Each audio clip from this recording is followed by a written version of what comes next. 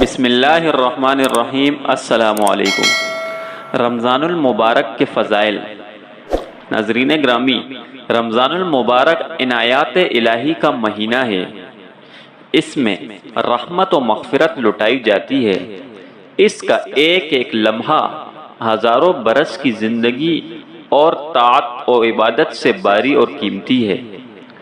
اس میں اجر و ثواب کے پیمانے 70 گنا بڑھ جاتے ہیں۔ اس میں خیر کے طلبگاروں کی حوصلہ افزائی کی جاتی ہے اور شر کے متلاشیوں کا راستہ روکا جاتا ہے۔ ناظرین گرامی، رمضان المبارک میں اللہ تعالی براہ راست اپنے بندوں کی طرف متوجہ ہو کر اپنے دست شفقت سے رحمت و مغفرت کے پروانے بانٹتے ہیں۔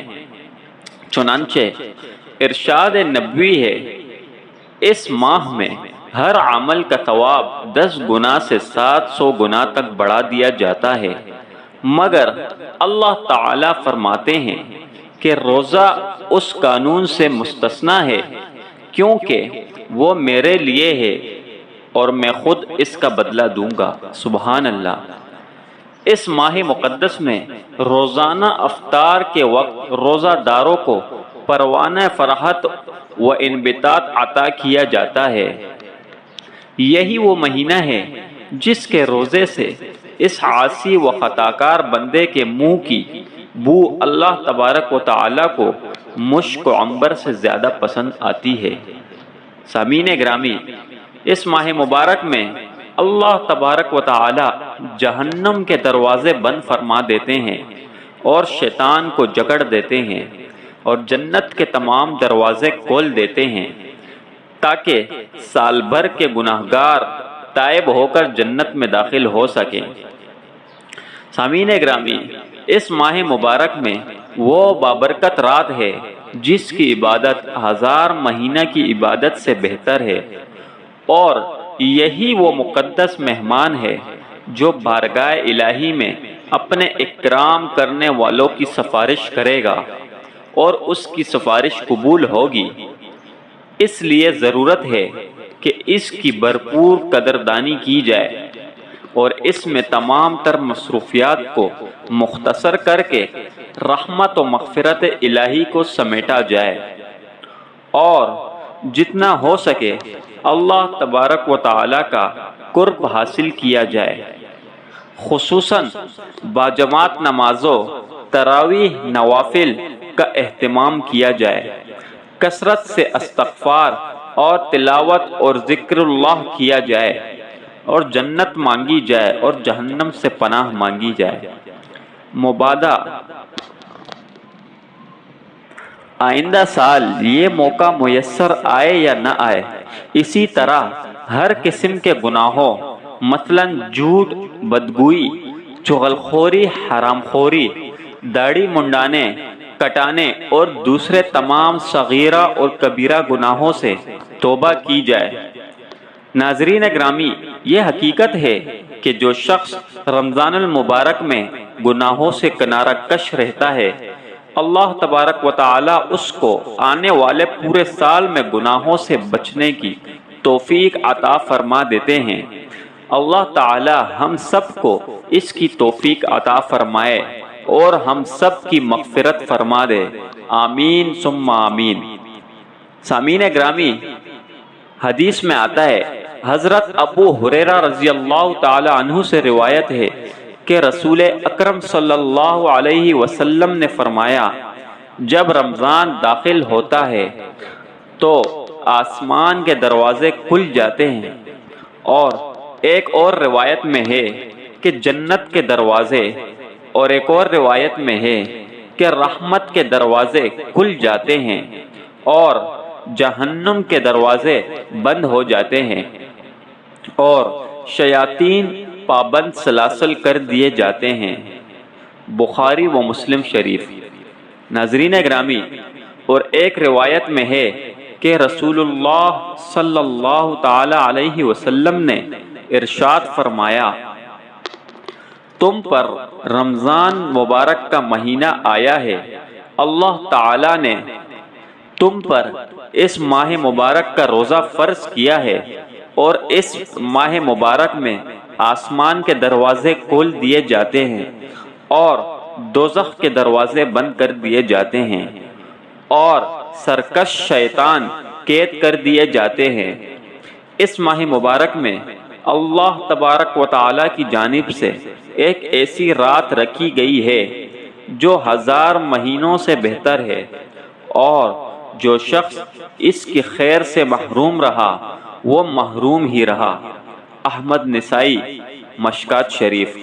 اور ایک روایت میں ہے کہ رسول اللہ صلی اللہ تعالی علیہ وسلم نے فرمایا، جب رمضان کی پہلی رات ہوتی ہے تو شیاطین اور سرکش جن قید کر دیے جاتے ہیں اور دوزخ کے دروازے بند کر دیے جاتے ہیں، پس اس کا کوئی دروازہ کھلا نہیں رہتا، اور جنت کے دروازے کھول دیے جاتے ہیں، پس اس کا کوئی دروازہ بند نہیں رہتا، اور ایک منادی کرنے والا فرشتہ اعلان کرتا ہے کہ اے خیر کے تلاش کرنے والے آگے آ، اور اے شر کے تلاش کرنے والے رک جا۔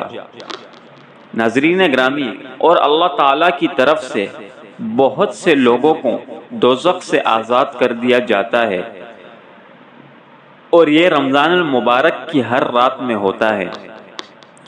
حدیث شریف میں آتا ہے، حضرت سلمان فارسی رضی اللہ تعالی عنہ فرماتے ہیں کہ رسول اکرم صلی اللہ تعالی علیہ وسلم نے شعبان کے آخری دن میں ہمیں خطبہ دیا اور اس میں فرمایا کہ اے لوگو، تم پر ایک بڑی عظمت والا اور بڑا بابرکت مہینہ آ رہا ہے، اس میں ایک ایسی رات ہے جو 1000 مہینے سے بہتر ہے۔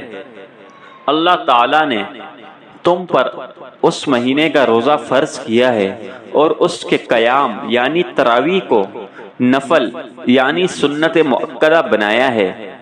جو شخص اس میں کسی بلائی کے نفلی کام کے ذریعے اللہ تعالیٰ کا قرب حاصل کرتا ہے، وہ ایسا ہے کہ کسی نے غیر رمضان میں فرض ادا کیا، اور جس نے اس ماہ مبارک میں فرض ادا کیا وہ ایسا ہے کہ کسی نے غیر رمضان میں 70 فرض ادا کیے۔ یہ صبر کا مہینہ ہے اور صبر کا ثواب جنت ہے، اور یہ ہمدردی و غمخواری کا مہینہ ہے۔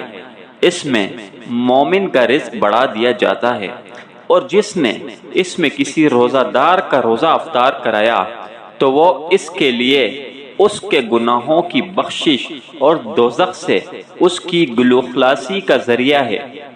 سامعین گرامی، اور اس کو بھی روزہ دار کے برابر ثواب ملے گا، مگر روزہ دار کے ثواب میں ذرہ برابر بھی کمی نہ ہوگی۔